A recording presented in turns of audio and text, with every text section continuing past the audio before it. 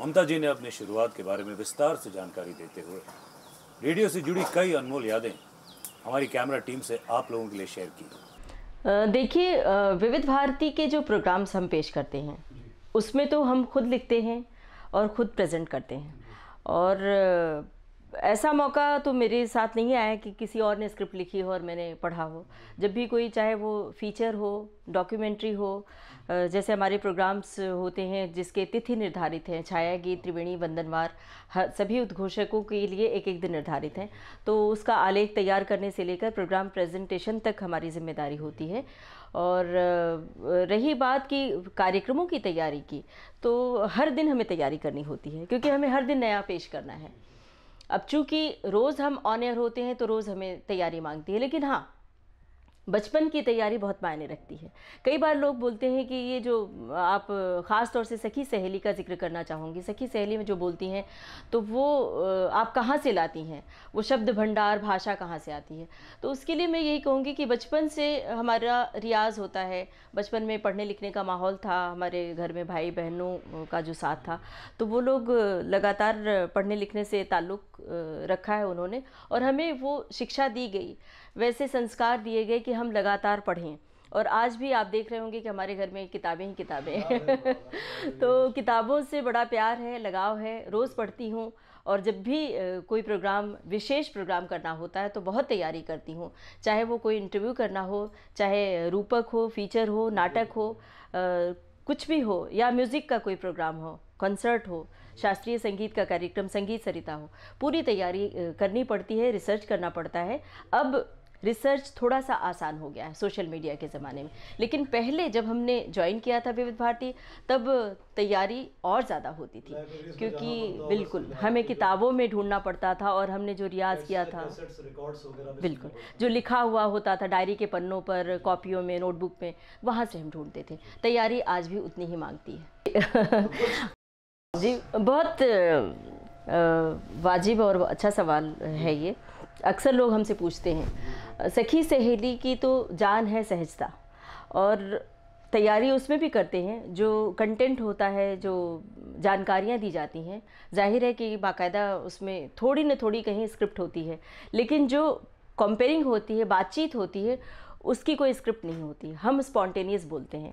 और कई बार बहुत सारी जानकारियाँ, जैसे मान लीजिए कि अभी महिला नेवल पायलट बनी, अब हमने सुबह अखबार में वो न्यूज़ देखा, तो उसके लिए हम रिसर्च करने जाएंगे और इतना वक्त भी नहीं होता, तो वो हम स्पॉन्टेनियस बोलते हैं। सिर्फ इतनी सी न्यूज़ है कि महिला नेवल पायलट शुभांगी और सौम्या ने बनी, शुभांगी और सौम्या नेवल पायलट बनी, पहली नेवल महिला पायलट।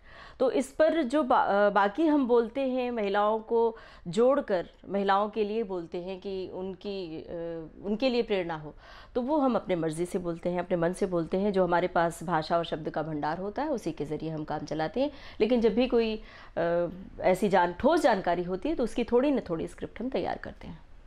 मतलब क्या जज्बा होता है हमारे भीतर, क्या भाव होते हैं। दरअसल जब हम चिट्ठियाँ पढ़ रहे होते हैं तो सच में कई बार हम भावुक होते हैं। कई ऐसी चिट्ठी होती है जो बड़ी मार्मिक होती है। मुझे याद आ रही है कि एक चिट्ठी एक किसी बुज़ुर्ग महिला ने लिखा था, और बाकायदा हमारे लिए संबोधन था, ममता बेटी, और तमाम सखियों के नाम थे।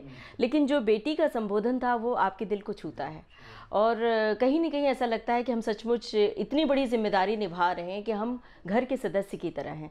कई बार लोग दीदी कहते हैं, कई बार भाभी का संबोधन भी देते हैं। तो हमारे लिए वो बड़ा ही दिल के करीब होता है, भावुक कर देने वाला लम्हा होता है, और सचमुच हमें खुद भाव विह्वल होते हैं कई बार। मैं आपको बताऊं कि कवि प्रदीप की पत्नी भद्रा प्रदीप, उन्होंने सखी सहेली सुना कई बार, और मेरे लिए कई बार फ़ोन किया कि ममता से बात करना चाहती हूँ। इत्तेफाक उस समय मेरा बच्चे का जन्म हुआ था और मैं छुट्टी पर थी। छुट्टी के बाद जब मैंने ऑफिस ज्वाइन किया और मैं आई, तो किसी ने मैसेज दिया कि कवि प्रदीप की पत्नी तुमसे बात करना चाहती है और बात कर लो। तो मैंने कहा ठीक है, आज ही अभी आई हूँ, मैं कल तक फ़ोन करती हूँ, उनको बात करती हूँ। और मैंने फ़ोन करने की कोशिश भी की, लेकिन कई नंबर नहीं मिला, फ़ोन नहीं उठा, कुछ इस तरह से इत्तेफाक रहा। अब 3-4 दिन के बाद खबर मिली कि भद्रा प्रदीप नहीं रही। और उनके जो जज्बात मुझे मिले देखने को, सुनने को, उनके ज़रिए जो चिट्ठी मिली थी उसमें इतनी मार्मिक बात लिखी थी। उन्होंने कहा, बहुत सारी बातें लिखी थी कि आपको सुनती हूँ तो हमारे लिए प्रेरणा मिलती है, मैं बीमार हूँ लेकिन आपकी बातों को सुनकर हमारा हौसला बढ़ता है, मुझे ज़िंदगी जीने को का मन करता है। इस तरह की तमाम मार्मिक बातें लिखी थी। तो वो आज तक मेरे मन में पछतावा है कि मैं बात नहीं कर पाई।